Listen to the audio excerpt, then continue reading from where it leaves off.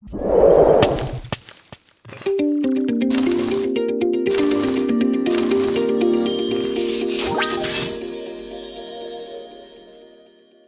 number 12. Bread mold belongs to which phylum? A.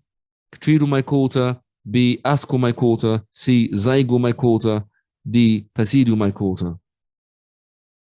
The bread mold, of course, among is the Zygomycota. First of all, any suffix, okay, in by the mycota or mycos, this means fungi. And what's before it is actually their reproductive structure. Okay, yes. How come? I'll explain it a little bit. Yeah, here is Zygomycota.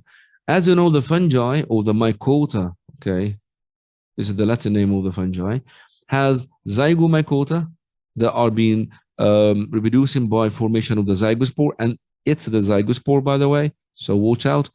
Ascomycota, it has ascus. I'm going to point it out in the next slide. And Basidiomycota, they have basidia and basidiospores, okay, such like the mushroom. Ascomycota, such like the truffles. The Zygomycota, such like the Rhizobus nigricans or the bread mold. We have then imperfecta or Deuteromycota, such like penicillin, that lacks the sexual reproduction. It has only one, okay, form of the asexual reproduction. So, I talk about the Zygomycota that has zygospores.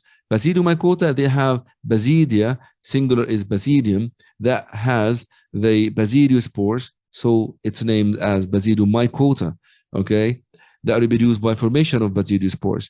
And Ascomycota, they have asci. Asci is plural, singular is ascus. Ascus makes ascospores. That's why they are known as Ascomycota. So watch that out. Deuteromycota, they or imperfecta, they have no sexual reproduction in their life cycle, only asexual type.